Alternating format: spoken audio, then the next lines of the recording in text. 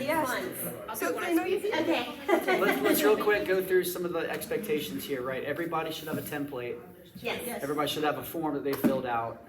Please be careful to make sure that you've filled out the entire form. Sometimes we skip some of the questions at the bottom. Don't forget to do that. Everybody uploads their template.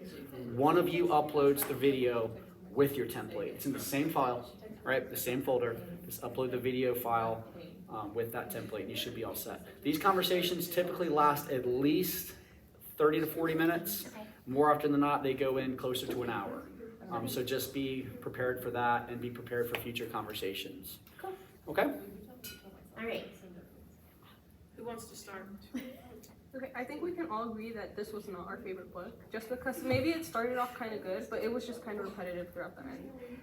I felt like for me, it was an important story to hear. I learned a lot. I struggled with the fact that the narrative didn't move forward with like a steady pace. Yeah, I agree. It was I not very liked what chronological. it was teaching me, but it's just like, okay, another story, different people's perspectives. I don't know. It It's was like, too who much is to this? handle Who at is once. this? Yeah. With like some weird tangents, Yeah. which again were important stories to be told, but Yeah.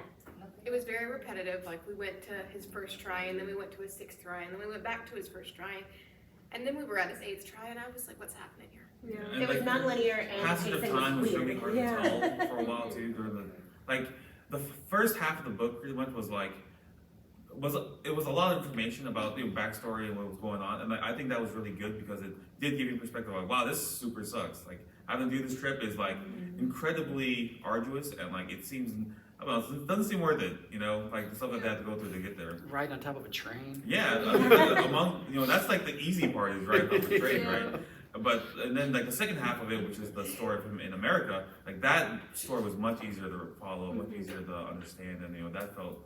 I won't say it felt more real, but it felt more relatable to that second half of like struggling and trying to make it. That I've seen that with people I know, and like that was easier for me to understand. The first half was a lot of things that I could also like empathize with. Like this seems, it's very obvious, but yeah.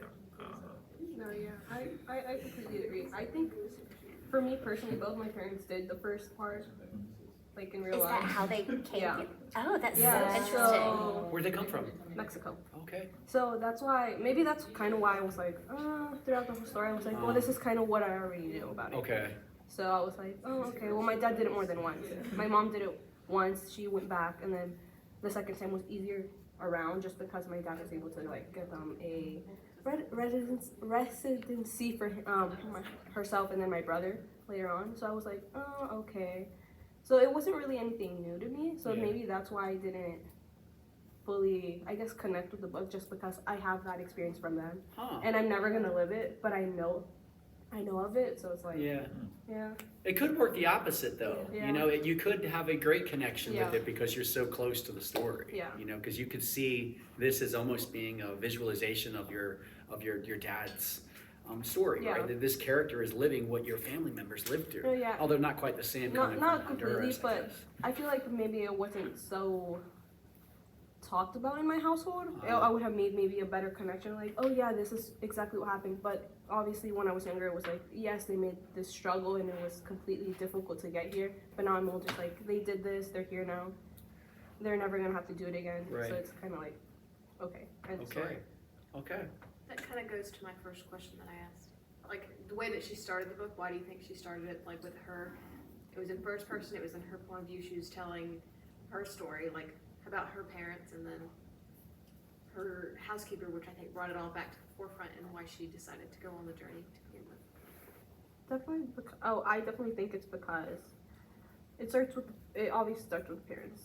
And her whole situation was like, oh, I want my kids to have a better life, right? Mm-hmm. So her situation wasn't the best, and that's usually the reason people come over here or to any other place to get a so-called better life, even though they know it's going to be difficult. So I think maybe that's why it started with her and not necessarily Enrique, because he's kind of like in that middle of, oh, I was technically abandoned and I am a very angry person. Because He was really angsty. Because I don't understand everything that's going Yeah. on, and I don't Yeah, understand the sacrifice. I think that's a good point. I think that it starts with the story of the mother, so we make that connection. So we see, if we start with Enrique, then maybe we start off with this almost anger towards mom, Yeah. right? This disappointment that she Yeah. left her family to go pursue this opportunity. But if we start with the mother, then we understand that she was doing it for her family. And that's, you mentioned people that you've known in this process, Michael, and I've taught many students over the course of my career that have come from this situation, and it always seems to be similar, right? It always seems to be that they come up to this country because they get paid so much better. They send all of their money back home, right? All of that money is sent back to wherever they come from. So they live almost in these like conditions that are just almost inhospitable here in our country, right? They're just trying to support their families back there. And I don't know if when we can make that connection, then maybe we're more understanding of this family's story. Maybe that's a response. I don't know, maybe this is from a position of privilege, but I just don't really, there are so many things wrong here. And it seems like these people are coming to conditions where they're not living that great. Like, is it worth it? Like, we see the problems here, but Come here? they're To in them, so it Is many it really that much better? Yeah, to them it might be like, oh my god, I have a place I can stay. Yeah. They have an Yeah. outside I think perspective safety is a that huge we- part of it too. I will tell you, in my travels to Mexico and Central America, poverty in Mexico City is Yeah. very different to poverty Sure. in Atlanta. Like, I've been to Mexico City. That's one of the only parts of Mexico that I've been to. Mhm. I don't know. I just, is it that great? But they can work for like $8 a day here versus like $1 there. Okay, you know, fair. things like that. Yeah. And I think sometimes they're doing it just because they know that they're supporting their families back home. Because this person has made this decision to live and work here in whatever conditions, they know that their child will be better off. At home. Right, so it's, Sure. imagine, like, as a mother, imagine being in that position. You might not ever make this decision, but to be in the position to say, wow, I can support my family 10 times better by removing myself from them, going to a different country, working and sending that money home. Imagine being in that position and making the decision to say, okay, that's what I have to do, would be heartbreaking, Mhm. right? It would be so definitely. difficult. For sure. I cannot imagine, I guess, risking my entire life to leave them in the first place. I think the part with Maria Isabel when she's leaving her daughter Jasmine, that was really sad. That almost got me. Where Yeah. her daughter's just saying adios, mama, and then I was like, oh my god, this is She doesn't super sad. understand. Yeah, she doesn't understand. This is gonna be it for her. How But she got Three her 6 brothers. months later. Yeah, but luckily, it could have been like 11 years, right? You know. it was- And then she came here to be with Enrique, who, let's be honest, like, kind of sucks. Oh yeah, a little. Yeah, the whole, He's yeah. troubled. He's had a traumatic childhood. His life is a trauma. His life is a trauma response. Let's Maria reframe deserves it. Let's better. reframe it. Okay. Maria deserves better. That was Yes. actually one of my questions. Why do you think Enrique kept pushing Maria Isabel to come to the United States and abandon their kid for however long? He didn't know technically how long it would Well, take. I want to add on to that where my mind was like, it mentions it multiple times that Enrique knew that Isabel Maria might have been pregnant, and he still left. And I was like, well, that's wild that they Yeah. He still did the did same that. thing that Yeah, his it's at mom least did, twice. and he was mad at his mom. Exactly. He And then resented He does her. the exact Yeah. same And thing. it's like, Yeah. this is wild. But the thing is, it's not even the whole thing that really got me was the parental relationships in the whole book, and maybe it's the culture of it of like leaving spouses, finding new spouses, making new families, And like I want people to be happy, of course, but at the same time, it's like, man, this is like a lot of like single parents, separated parents, and like it seems tough, like Do bro. you think maybe he was trying to force her to come so that it wouldn't result the same like his parents? Like they both found new partners. Maybe he was like, oh, well, if she comes, maybe we're more likely to stay together and then eventually bring our daughter. It You almost think it seemed has to to do me with like that? he viewed Maria Isabel before she came as like the thing that was going to make him be a better person, even though Like his support line, like I can't be anything better like without you. I'm going to be better like when she's here. Okay. Well, he was the one that abandoned her. She never abandoned him. Yeah. Yeah. Everybody else did. I mean, honestly, it just seemed like by the end of the story, it was just perpetuating the cycle of, for lack of a better term, parental abandonment, I guess. Because I mean, so far we've seen it twice. Yeah. Can you call it abandonment if they're supporting? Emotional Their abandonment. children. Yeah, emotional abandonment. So, like, I think what's important, to me, one of the messages that this book sends or drives home is this notion of how hard it must be, right? And you mentioned this word privilege, like, we're all relatively privileged, I think.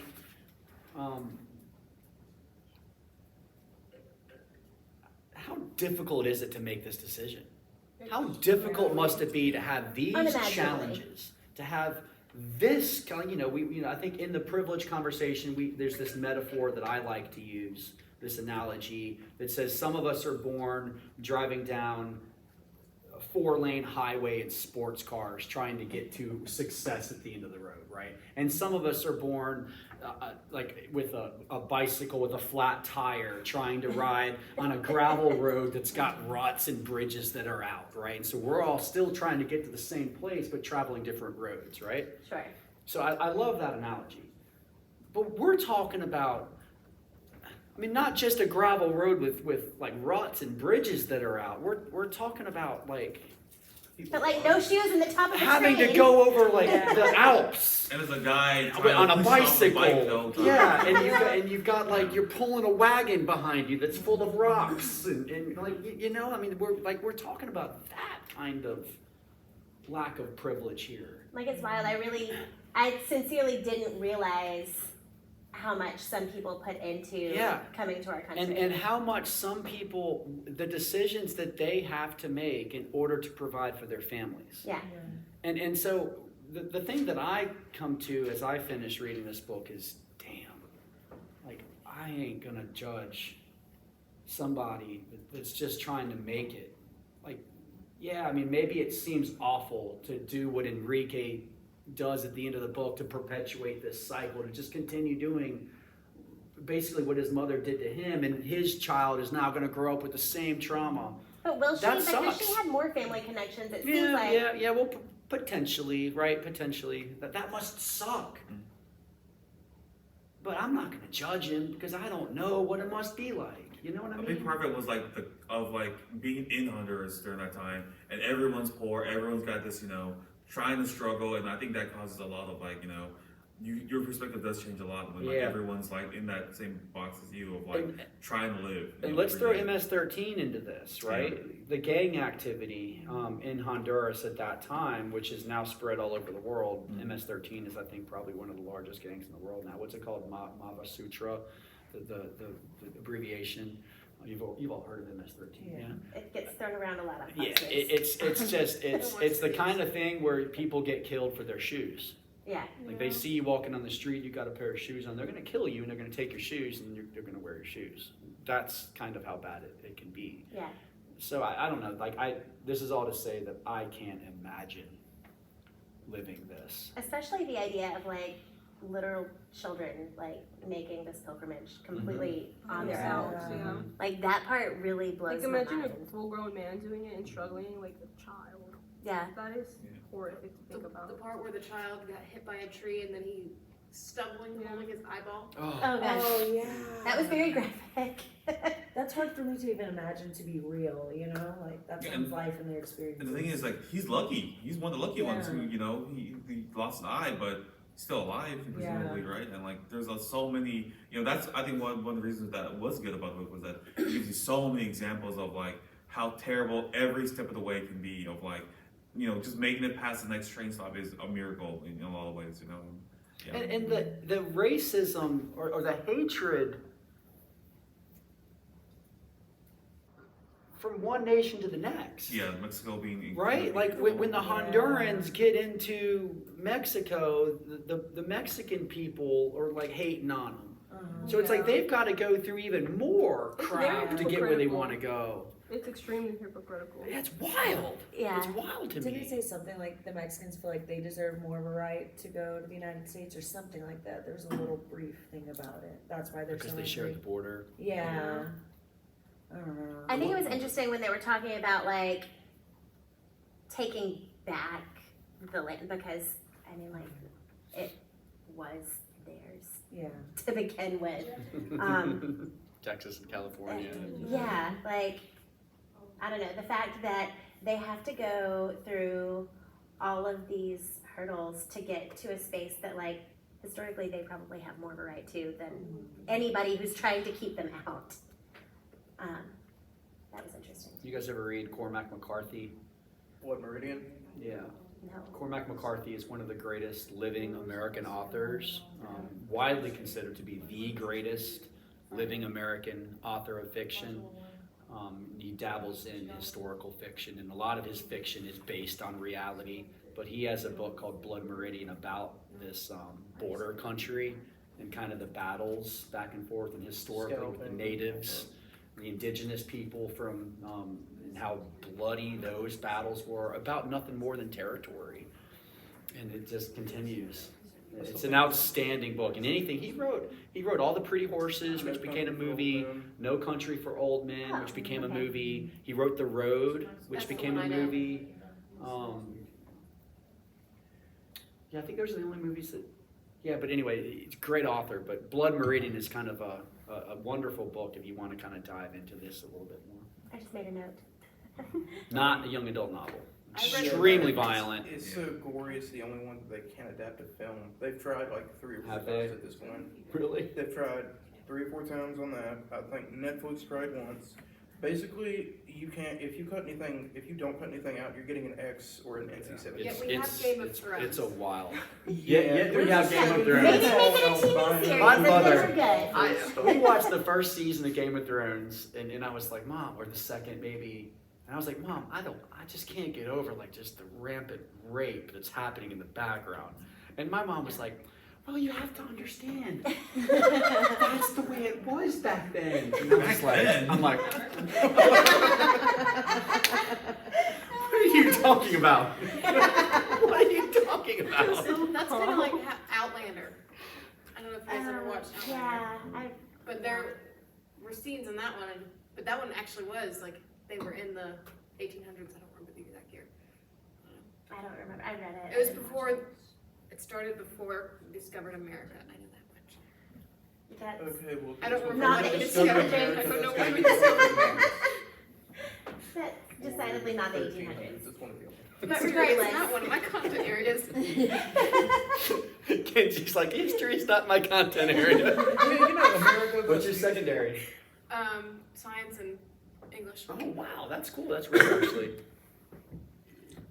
But yeah, there was rapes in that one, and that one, if your mother had said that's how it was back then, maybe that's understandable. But So, speaking of rapes in this story, which there were a lot of, and then hearing my 13-year-old say that they read it at school, which I was unaware of, it surprised me that that was a choice that they did read at school. I mean, I'm glad. There is a more toned down version of this Oh, okay. for young adults. Okay. Your son might have read that. Like the more, I mean, Yeah, Maybe that's and I why- would never say, like, it's shorter. I'm sure it goes into less detail.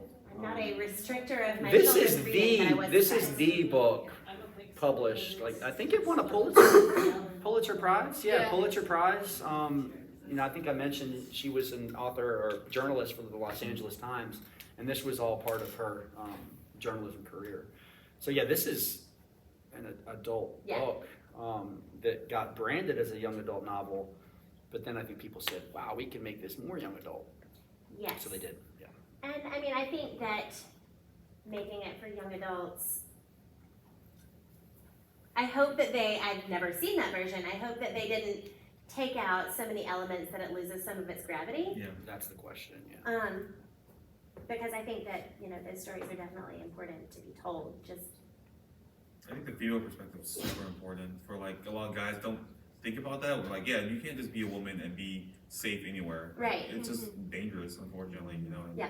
I think it's a good perspective for younger kids, younger men to understand as well. Like, oh wow, I should be aware of this because it is, you know, guys should be worried about other women as well. You know, Definitely, they should be aware that like while it was super dangerous for young men to make this journey, like it was, With the women. there was like a whole extra layer of concern for young women who might Yeah. have made the same. Yeah, that male privilege piece of, you know, there's a couple of different conversations there, but one of them in particular is we feel okay walking to our car at night here on the Gainesville campus, and we don't understand how others might I'll not. just go shopping at 2 a.m. Yeah, like whatever. Like, you why know? don't you Like, just, you know, why, or maybe it's something as simple as, like, I don't understand why you don't greet the person delivering your groceries or your DoorDash or Uber Eats. Like, just say hello and thank you. And a young woman would be like, no, I don't want to do that. I I'm don't like want to open the glaring door. out the Exactly, peephole in my exactly. door, like, But or the us garden, guys- Yeah. Because I'm socially awkward and suck at conversation. Okay, so you might understand, you might get it there too, which is another thing for us to understand, right? Social awkwardness or anxiety is a powerful piece. I had like a random neighbor stop by my house to ask if one of my cars was for sale, which was Mhm. weird AF because like, no, it's not. Yeah. If it was, it would have a So sign it's on not it. insane. It's not. But then like later when we met, like walking on the sidewalk, he was like, oh yeah, I talked to you. You wouldn't open the door. Like, no, the F I wouldn't open my door. Wow. I don't know you. Wow. Yeah, wow. I was at Walmart and I was trying to like be polite and say sorry. I cut someone off as I was walking out of an aisle, and then this old man asked my name. Maybe he thinks I'm somebody else. No. So I was like Kinsey, and then he's mumbling and he asked, "Do you want to get together later tonight?" I said, I have never said no so fast and pushed my buddy Nope. away. No, just stop. I mean, like going I to said, I did Walmart. send my husband to Yeah. Walmart last night to get me the butterfly gummies to garnish my sparkling grape juice for later because I'm not going to sketchy Gainesville shooting Walmart after dark ever for anything. It was especially only like not 6 gummies. o'clock, and I was like, okay. I'm not dying for gummies, no. Yeah, so there's a lot of things that aren't. I think Consistent. exposure is important for younger kids. Yeah. Definitely. So change perspectives and hopefully they carry that, you know, with them. So, back to discussion. Which is a big reason why we read, I think, books, right? Because Yeah. these stories can open our eyes to the experiences of others, right? It can create empathy, it can build understanding, it can allow us to step outside of our world and into the world of somebody else and imagine what it must be like for them, right? Which is, I think, important for someone like me to read Enrique's journey for the reasons I just described, because like this is the opposite of my childhood, right? But I can read this book and I can think, like this is reality for some. So maybe some of the things that I think about with regard to this world need to be unpacked, need to be understood a little differently. Or maybe I can think to myself, or I believe these things because I had this upbringing, but maybe if I had a different upbringing, I would feel differently, right? Sort of like the conversation we just had is not so much of a tangent, right? Yeah. It's the ability of us to step outside of our experience and understand why somebody might not want to open the door, why somebody might not want to go to Walmart at nighttime, why somebody might be uncomfortable walking across a parking lot, right? Like all of this is important. We might not feel that way, but somebody else does. So when we read a book about that person, we're able to step outside of our world into theirs. That's really important. It's really important for kids to do. So we have these questions, these conversations all the time. To what extent is this appropriate? To what extent is it okay for a kid to read a book in which a rape occurs? Well, Right? kids live in a reality where rapes occur. That's one There are answer. children who have been, that has been their reality. That is one answer for sure, but there are others. Well, I think it's also about bringing awareness that it does in fact happen, and sometimes like you need to prepare yourself, or just know that sometimes you need to be more aware of your surroundings when you are in certain places. Well, and you need to be aware that there are people in your presence statistically who have experienced some type of rape or sexual assault situation. So 1 in 4. it's important to 1 Be in aware of 4 what you're of saying. college-aged adults, the research is vague. It's either, some studies say 1 in 4, some studies say 1 in 5. Either way, it's pretty startling. Either way, 1 in like 4 per people. statistically, somebody here Absolutely. might have had an experience like that, and I think that it's Without a important doubt. to be exposed to things like this, to just be aware of that and know that even with your words, like certain parts of people's lives aren't like on full display, and you should still be really sensitive about how you say things. And that's a question that doesn't get answered here today. Which is applicable to our next class that will be. Yes. Our positionalities. For sure. I mean, it's this conversation is absolutely congruent with what you're going to do later this afternoon in your positionality presentations. Mhm. I teach that class too. Uh-huh. My class is also doing theirs today. Dr. Namatoba and I work quite closely as we design these classes. That's cool. She's amazing. I hope you guys are enjoying her class. We are. It's a good one. And I feel like we have a good group in the class together. I think if we had a different set of people, it could be a very different experience. Yeah, it can. But I feel like we have a good mix of people. It can be for sure. So let's ask some more questions. Has everybody asked a question off their template? Let's get everybody to ask one of their questions and we'll move on. So mine was Enrique's very hypocritical of his mother's experience, and then saying that just because a mother is not just the person who nurtures or raises you, or I guess is in your womb. And then I personally say yes and no, just because obviously biologically yes, and then no because a parent necessarily is not always related to you, just because of that experience. He had other people to raise him, which necessarily did not do a perfect job at it, considering how he turned out, but it's those people that help build you as a person. Maybe if his mother was there, or if she had tried to come more often, if that was a possibility, things would have turned out different. Like, you can be my mother, but you're not my mom. Yeah. I feel like the desperation of that situation is something to consider. However, I do think as a parent, sure, there's like the idea of wanting to monetarily provide for your kids, but also like any decision to like leave them, even if it is to support them, you have to consider like There's going to be a disconnect. there's Because of more it, than yeah. just like money to be considered as a parent, and I can't imagine the desperation there, but I can't imagine a situation in which I would risk like their emotional health and their mental health being impacted so significantly, knowing that it probably would be, just to be able to send them to school more. Like, I'd rather have like a mentally healthy child who maybe isn't as educated, or never wore shoes, but knew that I loved them and got hugs from me every day, than I had leave them and send them money to go to school. Makes sense. It's like that, I would rather have you than, there's the thing where like, some people, there's an episode of Psych, I don't know if you guys have seen this. A guy is dying of pancreatic cancer, and his life insurance is, if he dies of natural causes, he doesn't really get much. But he's a stunt person, but if he dies doing one of his stunts, they get like $1 million. So he starts sabotaging his own stunts, trying to die earlier so that his family can get the money, Oh, that's so instead interesting. of giving them that extra time. It's wild. That is a really interesting concept. I know if my husband gets injured at work, God forbid, like, it is a pretty great payout. We'd like for that to never happen. Yeah, that's so interesting to think about. But that same situation, like say in America, you have a single parent who works all day and never sees their kids. Is that kind of like the same thing? You know? Is that still considered abandonment? Okay, for example, my family, currently, we inherited like a big section of my family's farm.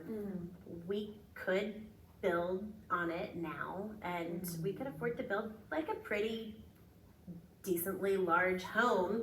However, especially while I'm in school, we choose to still live in the small farmhouse that does not have anywhere near enough space for us because it's more of a priority for us to be present with our kids Yeah.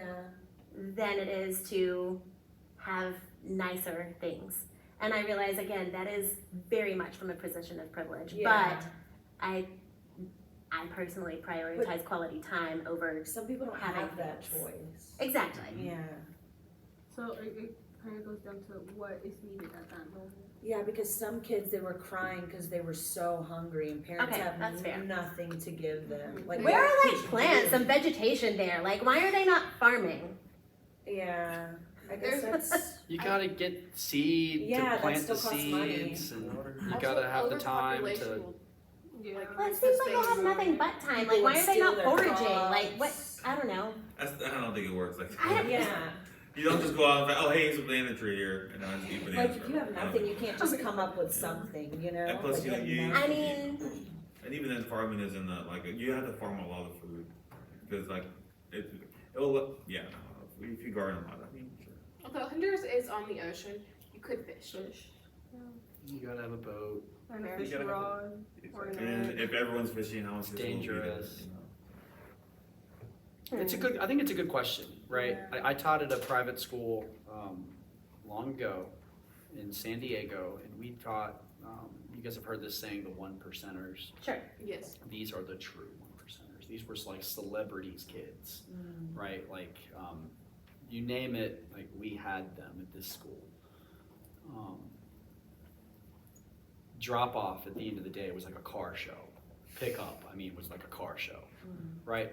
And I can't tell you how many kids I taught who never saw their parents because their parents were always off at their house in Cabo, or they were always off in the Swiss Alps or something for the winter, and they wouldn't take their kids because their kids had school. So their kids lived with an 18-year-old nanny, and this 18-year-old nanny would come to the parent-teacher conferences, and sit down and we talk about what their kids could be doing to do better in school. The nanny would be the person you spoke to when you called home because parents were always off, right? And I, like for this one kid in particular, his parents owned a company that created a chip which is in every single cell phone. Every single smartphone on the planet has this technology in it, so you can imagine how wealthy they are, right? This kid, his parents divorced, he never saw his parents. Never saw them. It's like shipping them off to boys. Yeah. So it's funny the extent to which this conversation is happening with the 1%ers. We're talking about this conversation sort of as it relates to poverty. But you're absolutely right. This is also happening in our country sort of on a different scale. Flip the coin a little bit. And abandonment, or I think lack of parenting, or just quote unquote not parenting, can look like many things, Like right? emotional neglect. These kids live in mansions. These kids' parents have 18 houses all over the world. These kids have jets. Like this kid I'm telling you about will fly to San Francisco to watch the Clippers play and be back the next day for school, right? Like that's sits on the floor. Like you could watch the Clippers play and you can see like this fourth grader. Like there's Jet. There he is. Yeah, like that's who we're talking about here, right? And it's just unreal the extent to which we have the same conversation about these kids not being supported by their families. It's I not feel just like poverty. That's a very similar situation to what my husband grew up with. Like his parents were, well, usually it was just his dad trying to make up for his latest affair, and so like his parents were always like gone to Europe or here or there, and like first of all the amount of therapy, and second of all, Yeah.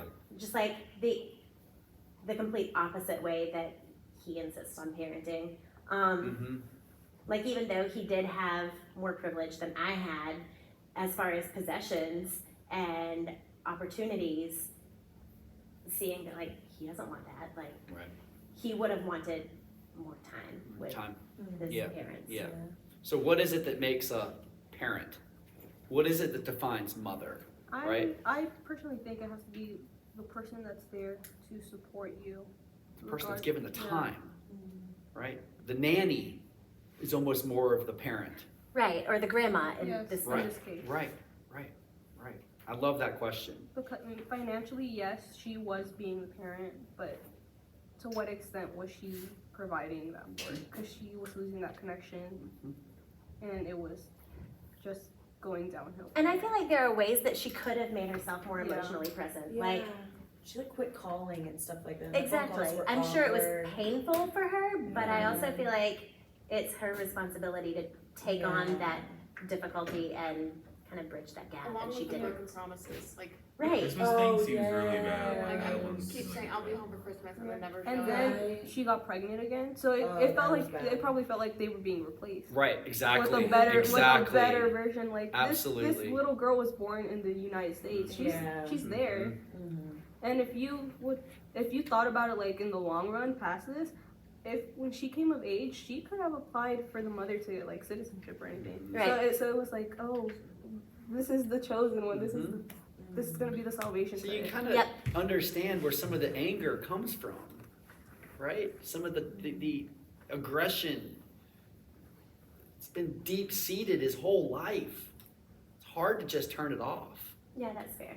Yeah, it's one of those things where I was like, man, this guy needs a therapist. He's Yeah. talk out Yeah, his he problems. does. and Yeah, it might not he fix his does. life, but at least he'll feel better about Yeah, it. he You know? does. So is this the part where we get into access to mental health care in America? Yeah. I mean, it'd be better everywhere, I think. But, That goes to my second question. Do you think how did you say her name? Loudress? Lourdes? Lourdes? Oh, Yeah. you said it What so is much it? better than I did. Do this. This is why I don't speak Spanish out loud, because I Enrique's never say mom. it right. Enrique's mom. I can't roll my R's to save my life. It used to be so embarrassing. Do you think had she not traveled to the United States and like she stayed in Honduras with them, that Enrique still would have like become addicted to sniffing glue Yes. or Yes. that was it? honestly, Because of how bad the situation was. I mean, Sure. she could have been there for everything, but at the end of the day, he was gonna leave the house at some point, and then you're in that environment, which is not the best. and he wasn't doing that alone. And he so wasn't you doing it yes, alone. presumably Yeah, all those other influences, guys might have parents, or maybe they don't have parents. You know, like it's. I mean, who knows, right? Just like the inevitability of being exposed Yeah. to that culture. It felt a little cyberpunk at some point of like this dystopian, like Yeah. Yeah. there is no winning. There is only, everyone just tries to not lose as fast as everyone else. Wow. Right? Like There is no winning. Everybody's just trying not to be a loser. yeah. Yeah, I was also listening to this in the car, and my 11-year-old, because it just kept talking about poor Enrique and his glue sniffing, and my 11-year-old was like, so Can I do that? are you gonna like buy me a coffee or like a cookie or something to make me feel better now? Like, Mom, I feel so sad. I need therapy now. No, really, like we drove past Starbucks and he's like, so you're gonna get me something for listening to this, So right? you're just gonna emotionally torment me, and I need compensation. Where do I get this clip? I mean, it sounds like Enrique's having fun. He's like, I feel so depressed. Have you asked a question yet, Austin? No, my question was, or one of my questions is, do you think the supporting characters were developed enough, and did they help move the story along? Nothing helped move the story along. Honestly, yes. Yeah. There was I'm potential. just like, that's so surprising to me. I actually I felt like I was that reading they it were bad, named but though. it's It made them feel real. Yeah. Like the fact that they were all named, these are all real people, these are all their that I enjoyed of like, hey, these people are real and they exist and she met them and here's their story. Yeah. And that stuff was really good. Like the story, I think that goes back to one of the questions that I had wanted to talk about. When it talked about like, the people who were, where was it? I had it on here. Let me get back to it. I can't do words without looking. Okay, cool. I lost it. When it talked about like the people who helped along the way, and it would go off on these tangents with their backstories and stuff. Who was it? Father Leo or Padre Leo? The one that when he got beat up on the train and then they helped him? No, he was the one that like lost so many of his parishioners because Oh, he well, was, earlier, the one Yeah. that and I don't know. I thought like sure him, but I thought that it was really interesting to hear about the people who were helping even though they didn't really have there's the very much themselves.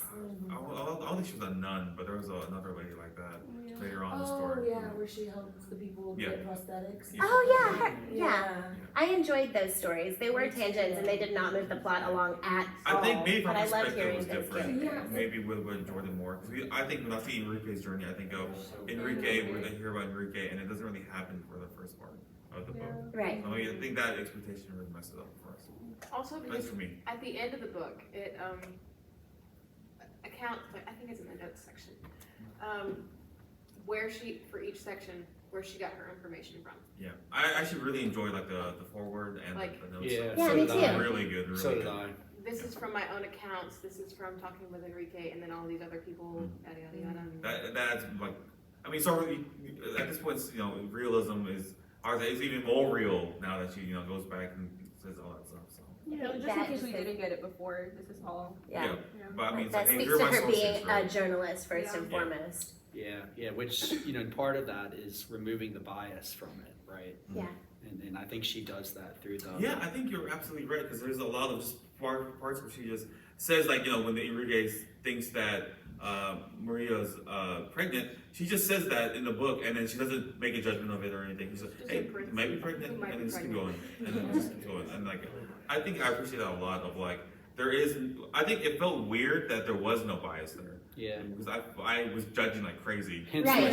hence the Pulitzer Prize. Yeah, Right. yeah. So like, to be able to take yourself out and what you feel about that is huge. Like that is actually a huge accomplishment as a journalist to be able to write about something that has so much emotion attached to it, in a way that really just explains facts and doesn't seem to tie very much judgment to anything she wrote about. It was interesting. Yeah, I think that's why I like this book so much, because she is able to have this very difficult, complicated conversation, which is every bit as relevant today as it is or was when this book was written, right? We're still talking about this. We're still talking about the borders, whatever we're gonna do with the border. Look at what's happening in Texas. Texas and DC. Yeah, I mean, look at all this stuff Right, like that's the people going that on. drowned and the Absolutely, river. Yeah. absolutely, and the National Guard going to Texas and all this like wild stuff that's happening. I mean, it's at the forefront of our next election, right?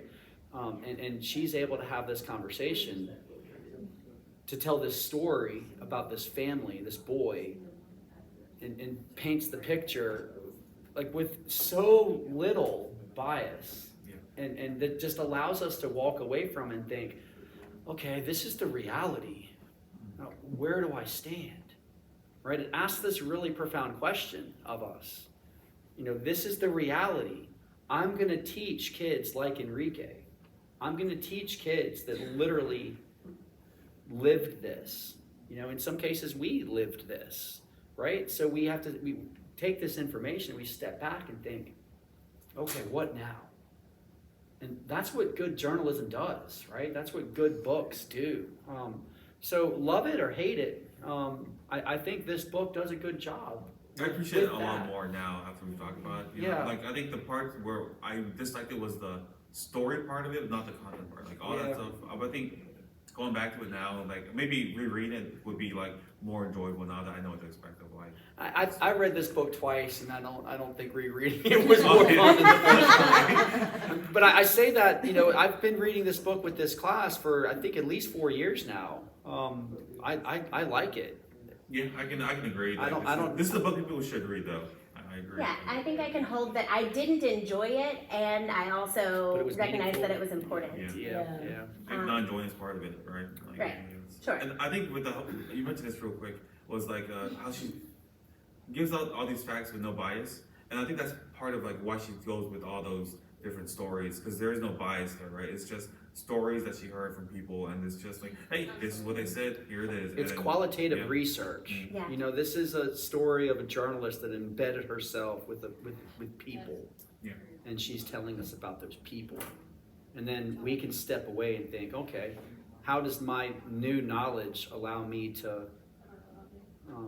become better informed on this topic that is so polarizing in our country? Here's a question: what do you know about her other work? Like, is she known for anything else? I think she stopped working for the LA Times.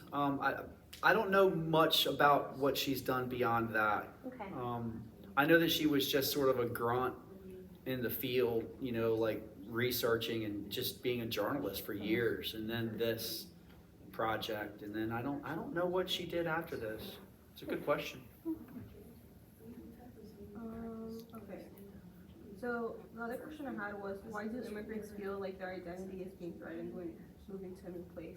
So I was born here, completely used to it, but when I go to Mexico, I feel more uncomfortable. Oh wow. Just because, yes, I know the culture is part of who I am, but I do not fit the norms Yeah. of what are supposed to be Yeah. done over there. Like here, you see a random person walking down the street, you don't say hi to them. Over there, you're like, "Hola, ¿cómo estás?" and you hug them, you kiss them. It's like, A random? yeah, it could be a And completely that's the way it random used to be. And I'm When I like- was growing up, that's the way it was. Like I was running this morning, and I ran past some kids at a bus stop, and I waved. And they're like, we don't know you. And they were all like this. And they all Danger, went, danger, razor blades Yeah. in the community. and not a single one of them waved at me. Waving is not cool. That's why. It's like, That's what they don't want to wave back to you. They don't want to be on cool.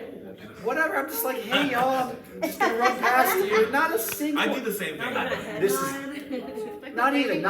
But I feel like that's the way it used to be in our culture. Like I feel like we used Especially in to. the South. We used to wave when you drive past somebody. You used to speak with people. If you were standing in line at the checkout, you know, you might turn around and have a conversation with Yeah, the like person small behind talk, you. yes. Like this kind of thing used to happen. And I'm old enough now, I guess, to look back and be like, that stuff doesn't happen so often anymore. And I'm not sure why, but I think it's sort of some of what we were discussing earlier. I think there is sort of the stranger danger. There is a certain amount of anxiety. People don't maybe like being spoken to when they're in line at Target, so they just kind of build a little wall and shut it down. put on your RBF and Yeah, or put your earbuds in, you know, earbuds or whatever they're called, whatever we do. I don't know. I mean, I think you've got a really important question, but I just wanted to jump in and say, You know, it used to be that way. I think it's interesting, and I never really thought about it as like cultural. My mother-in-law's partner she's interesting.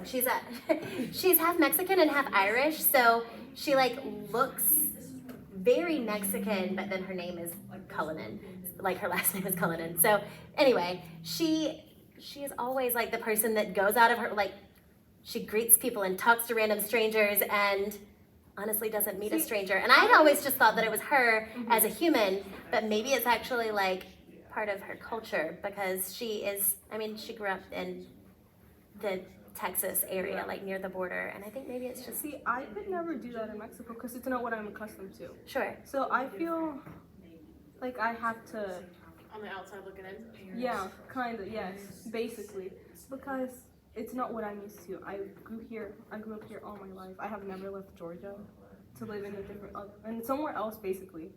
So I have grown up with this, and this is who I am, but I'm also a Mexican woman, and I have those Mexican parts of me, but when I'm over there, I do not know how to act. But when I'm here, I also don't know how to act, because I don't know how much of me I'm allowed to show.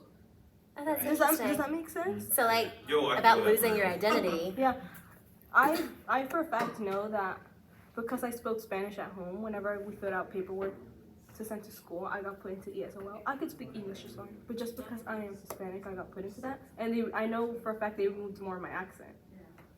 Huh. So I know part of me was basically lost at that point. So it's like, why do we feel concerned? Because we know that we can't fully adapt to here or there. At least from my standpoint, because I'm in the middle. I will say some of the girls that I work with at through PATH, which is like the group that I volunteer with that goes into local mobile home parks and does like community centers.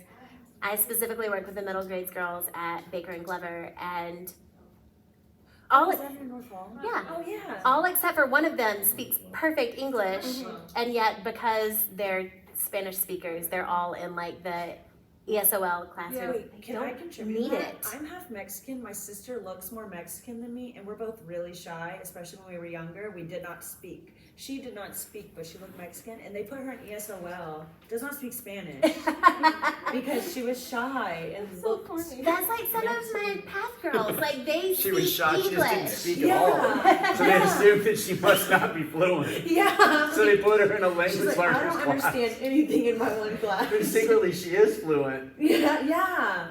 They figured out like months later when she Oh, that's finally funny. spoke. Yeah. It definitely has to do with change and not being used to it. Yeah. I think that's definitely the main reason of why people are like, oh, we're new here. How much of ourselves are we allowed to show, and how much will get us into trouble? I know I mean, it's assimilation, it's socialization. my Right. girls, a lot of theirs is like, well, we're scared to tell them that we don't need this because like we don't want to be seen as disrespectful, so we just play along. But then they come into the community center at Path and like all except for one of them speaks English Yeah. more than they like speak Spanish, honestly. And even the one girl who doesn't speak English still understands English. She just does kind of like how I don't like to speak Spanish because I know that I'm going to say things wrong. She's like the same way with English. But you actually know Spanish? I mean, like when people speak Spanish to me, I understand enough to know what they've said or like the gist of it. No? I never took Spanish. I took French and Spanish is tough. Sometimes when I try to speak Spanish, I can only think of the French word. That's so funny. Cause I It's a really important question, right? And I think we see it, lots of examples of it all over the place, right? I mean, think of Native Americans, right? Think of the indigenous people whose languages are lost in some cases, or they're nearly lost. You got an entire culture that was forced away from their land onto like these, in some cases, reservations that are far away from where their people used to live. So they have to adapt to an entirely different landscape, entirely different customs, right? And some of them even choose to leave the reservations and assimilate to come into the cities and become American, right? well, in those cases, it was illegal to like. They couldn't show their culture because they would like have their kids taken away and stuff. Historically, yes. Historically, there was, I think, some if they would go onto the some reality there for sure. I think it's a very similar issue, right? So, like you're dealing with the tension of standing out or fitting in. Most definitely. At least in my placement, well, not placement now, but placement at South Hall, whenever we have meetings, all white women, and then you see me with like big, like brown curly hair. And it's like, yeah, this represents exactly what I am. I'm trying to fit into something that I would like to accomplish, but Right. I know for a fact I'm not ever gonna fully like be embedded into it just because of the different parts I'm from. So the more you try to look the part or like the majority perhaps in this Yeah. particular school or in this meeting, it might not be the majority in the community, but here it is, right? So the more you try to look the part, the more you try to sound the part, the more you try to dress the part, listen to the music, talk about the things, the more distanced you get from Yeah. your culture, right? Yeah. So then when you go home, it becomes clear that you have distanced yourself. And then maybe when you're home, you try to get some of it back, right? And this happens to all of us, right? Like if you think about, have you ever gone on a trip? Like people do this, they go to Costa Rica for a week. And they come back saying "Pura Vida," and they're wearing like necklaces, and they got Okay, like that's beads in really their hair. cringy. My brother spent 2 months in Turks Caicos one year, and he came back with like his beard. He had this like, I mean, he looked the part, right? I'm only picturing him as Michael Scott right now. I'm sorry. No. My brother's much more like he did not come back like. But that's a good example because Michael Scott did that. Yes. Michael Scott did do this, right? But there's a reason we do this, right? Because we want to look the part. Yeah. So it's both superficial in terms of Michael Scott going to Costa Rica or wherever he went, I think Dominican Republic maybe, And it's deep seated when it's a cultural thing and we're trying to fit in culturally. Yeah, and in the case of the book, it was more safety reasons. Yeah. But obviously nowadays it's more. It could still be that, but it's like fitting in. Right. I mean, like when that's you still- read The Hate You Give. Yes. Like when will you read this book? Already read it. Okay, so it happens in that book as well. You know, she has to code switch. Yes. She goes home in her community and she wants to play the part at her home and in her community. But when she goes to her rather wealthy private school, right, she has to look the part there too. So she's in this position of being an entirely different person in both of those communities, right? Yes. So we'll have that conversation when we get to that book as well. That's also part of the same question I asked. Like, why might residents feel threatened when immigrants move into the country? For the same reasons, they don't know how much of them, how much of themselves they're bringing into and what that's gonna look like. Change. People are scared of change. Makes you think of Mean Girl. You would think of Mean Girl. Like, when she got into the group, the little clique, popular people, and then she changed, and then she realized, oh, I don't actually want to be this way, and so she said, screw you, Regina George, and Then she got hit by a bus. I mean, honestly, that made me think of Prison Mike from The Office, and I hate that even makes me I'm think of glad it, that we're because on I've a whole never- tangent I've about never The even Office. watched I The love The Office. Office. Maybe you It's should. very smart. It's very cultural. It's a mirror in a lot of ways, you know. And in that particular aspect is definitely relevant. Everything about The Office just has my whole heart. I mean, look at The Simpsons. The Simpsons is the same, right? If we still watch The Simpsons. Yes, no, it The has not Simpsons is changed. a cultural touchdown. It's been around for 30 years. know. It's the- I remember actually, it came over out. 30 years. It's the longest running I was like 10. American animated series. That is crazy. Yeah. So there's one, I think, really important question that should be discussed in all of these book club meetings, and that is the extent to which you would read this book with kids. I think it's super important. And you mentioned that there was a young adult version of it. So probably that version. Yeah. This one, Go kind of through hesitant. roughly. Yeah. Okay. I I be would read hesitant. this one with 8th graders because Okay. Fair. I know I hate to say it, but I also know for a fact that 8th graders are the age of which people are actually going out and doing things, and The things that they hear at Participating school things. are definitely worse than anything in this book. I don't care what Yeah. any head in the sand here wants to think. And I'll throw something in there, the things they see in the internet. Oh, Yes, yeah. for sure. so I would definitely like this version. I feel like would be okay for 8th grade. Like I know one of my 5th graders told me his favorite TV show was South Park. So Yeah. I mean, But, Cool kid. yeah, my fifth grader has a huge Comes from interest real in life. social justice. I feel like this would actually be a book that he would Enjoy. be very interested in the themes, if not the narrative. But still killed Well, me. that's a very powerful theme that will be, I think, discussed throughout this class, right? You need to be thinking about books that can be read by kids, books that should be read by kids, and the question that is built in there, right? Like should has a question mark at the end of it, right? Should this be read by kids? And you need to have a stance on that, right? Especially if language arts is your primary subject. If language arts is what you are going to teach, you need to have an understanding of what you're going to encourage your kids to read and why, right? And in some cases, you need to be able to tell a parent, we're reading this book for this reason. Because you might have a parent come and ask you, why are you asking my child to read this book? Why is this book on your bookshelf?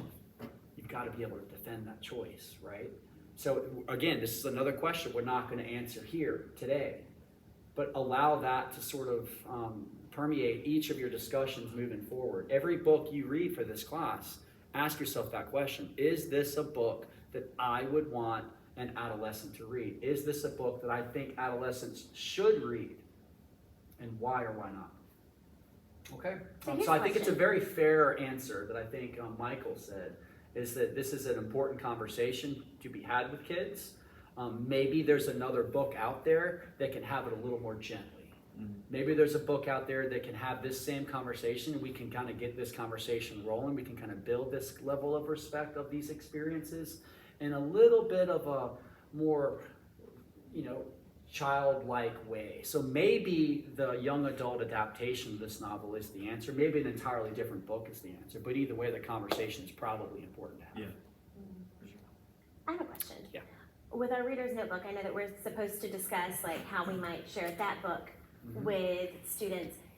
If we read a book that we decide, is like at a young adult reading level, but we absolutely would not share that with students, is that a fair assessment to include in our 100%. Okay. Yeah. So this is a lot of this class is built around the idea of exposing us to what's out there, giving us this real solid understanding of exactly what kinds of books our kids are going to be reading. And let me tell you, make no mistake, they are going to read the most controversial books they can get their hands on.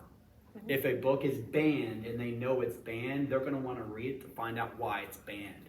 And they're going to talk about that section of the book in which that thing happens. They're going to dog-ear it, they're going to pass it around to their friends, and there are going to be conversations about that. And you're going to find it, and you're going to open it up to that dog-eared page, and you're going to see a picture, perhaps, and it won't be a happy family picture, it'll be something else, or maybe a discussion and words are used, and you have to be the person that says, yeah, how are you enjoying this book? What do you think of that scene? Yeah.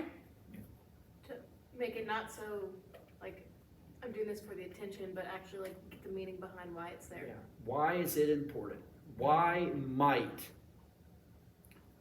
reading a book like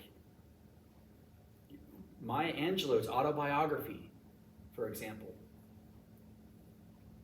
why might that be important? She gets raped. Why is it appropriate? Why might it be appropriate to have that conversation with middle school kids? Where are you with that? And if your answer is no, why? If your answer is yes, why? If it's somewhere on the fence, why? That's a really important thing. That's a really important conversation for us to be having. And it's not just about rape. It's also about drug abuse. It's also about sex. It's also about violence. Lord of the Flies, for example, is Lord of the Flies. The amount of violence in that book, that's considered a classic. Is that book a book that should be read? If boys are murdering other boys, is that something? The Hunger Games, same exact question. Is that appropriate?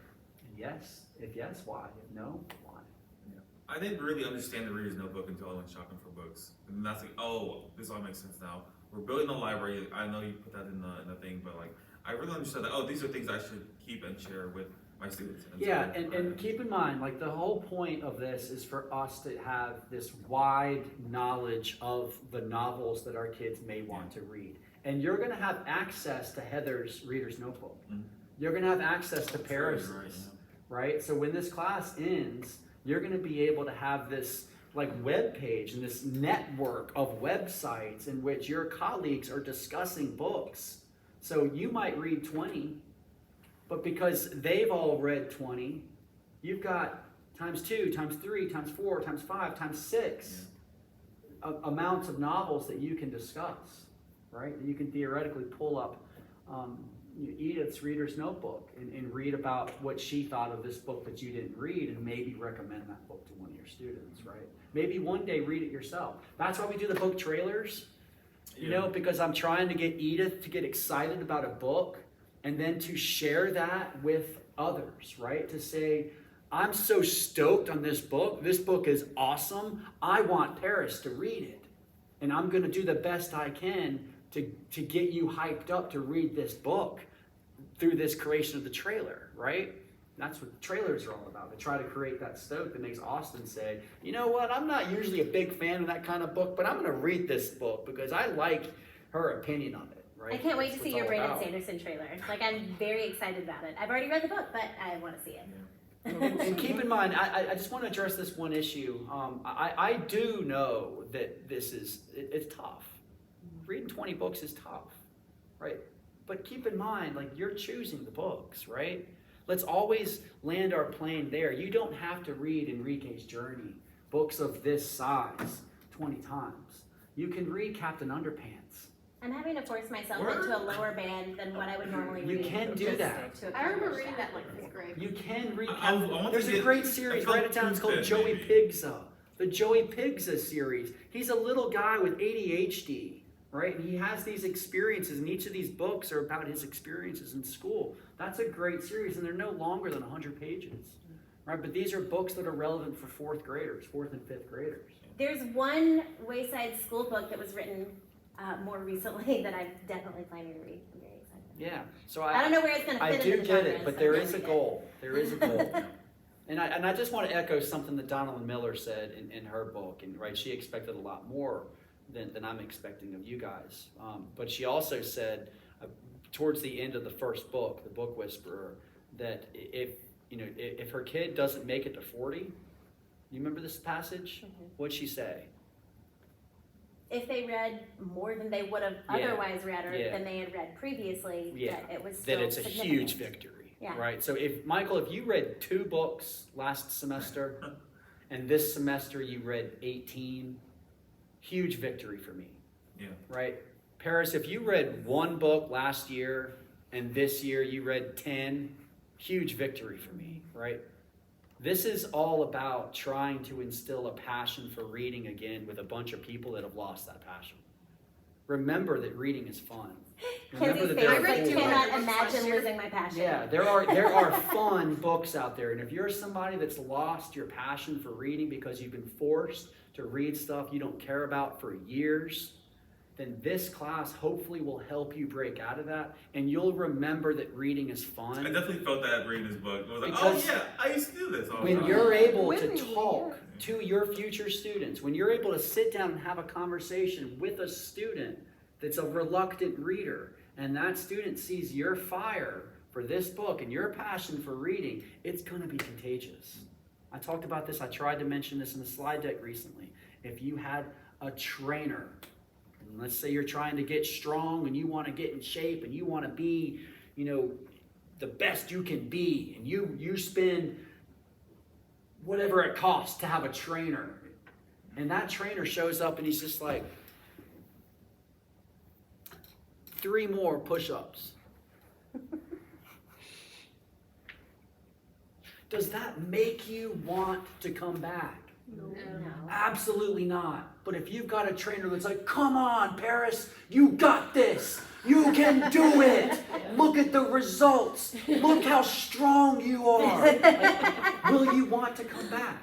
Yeah. So we have to be that teacher. Because historically and traditionally, English teachers are no longer given a damn about the books that their kids are reading. So we got to try to be better. Well, I mean, a lot of that goes back to school districts that have bought reading programs For that sure. don't really allow Mhm. that flexibility. Absolutely, and that's a deeper conversation that we'll get into a little bit in our LART 3060 course next year, right? Because to some extent, you're not going to be able to make the decision to read Enrique's journey. Yeah. If those of you want to teach in Forsyth County, you're going to have a list of books you can read. I know Gatesville City Schools also has People who teach in Florida. a program where, like, Oh. literally, Oh. oh, gross. Soon to be Georgia, soon to be United States. Yeah, it's. This it's is why my wild. husband and children have dual citizenship in Canada. Wow. Can we buy a farm in Canada and like just go with Just go up there. Because you said you could have like a lot of land, right? Like we go buy some land on a mountain in Canada. We Just have land invite in us North all. Hall. Oh, I'm just playing around. Of course. But no, really, my husband's dad was born in Canada, and so he kept his citizenship, and my husband has dual. Well, let's And my not kids get to have that dual. point, right? Let's try to make sure that America doesn't descend into that kind of chaos. True story, if there's ever a draft, I'm so out of here. Let's try. With my kids. So So anyway, far, I that's hope good. that like gives you a different perspective on some of the requirements for the class, and I do understand it's tough, but please just try to keep reading. If you can't get to 20, like believe me, I get it, but the assignment will call for you to represent 20 books, so you have to know 20 books, well enough. And please don't take that as like a free card to go now and not read any more books, right? This is all about trying to be that teacher that we just talked about, the teacher that is passionate about reading and can share that passion with your students. So let's be that. Let's be that teacher, regardless of the subject you want to teach. Because if you end up teaching science, there's going to be some overlap. If you end up teaching history, there's absolutely going to be some overlap. And guess what? If you're teaching math, there's going to be overlap. We are all reading teachers. You know, Dr. Cuevas, I think, is spending an entire semester trying to teach you that. Yeah. Yeah. Yeah. I do have a question. For the reader's notebook, it says that we have to have quotes that we've read about. Yep. Um, Quotes from the books that you're Yeah. reading. So when you represent Enrique's journey, pull a powerful quote out of it and put it in your discussion. Gotcha. But also, there's one in that I was going to put on my beginning page, whatever it is. And part of the quote was in the Wild, reading the Wild. Yeah, yeah. That's the one we're Great, reading right yeah, now. yeah. But it wasn't the full quote. It's, if I could wisdom, I have lived 1,000 lives. Yeah. The book had half the quote, Okay. but if I wanted to put like my version or like Well, and if it the version wasn't that I like Donald of that Miller who quote, or, originally like, said it, it's what'd you say? it wasn't Donald Miller who originally said No, it. she in the book she has it. It's something R.R. Martin, It's George R.R. Martin, like the Game of Thrones. yeah that guy. It's the I have lived 1,000 lives. I have walked 1,000 shores. I have loved 1,000 loves, all because I read. Hell yeah. Okay. Hell yeah. Okay. Yeah. And I would cite the original source. And I do remember that from the Book Whisperer. Or I'm sorry, not Reading in the Wild. I love Donald Miller, y'all. She's cool. Yeah, I like her voice in her books. And it's like very easy to. Yeah, to I understand. love that about her. She can be academic, but yet still be like cool about it. Yeah, personable. Oh, I'm yeah, really personable. enjoying her books too, and I don't typically like any sort of nonfiction. It's That's nice why to we choose get a that. change. It's a good one. So next year for LART 3060, we'll read a book by a guy named Wilhelm. And takes a lot of the same ideas, but Wilhelm is much more of an academic that's exploring some of the same concepts from a very academic perspective with strategies that we can use in our future classrooms. Supported by more actual research. Well, there's a lot of research in Donald Miller's text. The entire text is built on the Applegate and Applegate study, which was the Peter Sure. effect. You do remember the Peter effect? She mentioned it briefly in the Book Whisperer. The Peter effect is a biblical reference, and I've never read the Bible, so don't take this the wrong way, but in this story, the Apostle Peter is walking past somebody that's begging for money. And Peter says, "How can I give that which I do not have? I can't give you money because I don't have any money to give you," right? So this whole book is built off that concept as it relates to English teachers. I can't make you love reading if If I don't love it hate myself, reading. how can I be giving you or teaching you to be passionate about something that I don't care about myself? So that's the whole concept. So that's research. That was a research study. Yeah, that actually guided my dissertation as well. Cool. Yeah. Okay. We can press stop on the recording. You guys did a bang up job.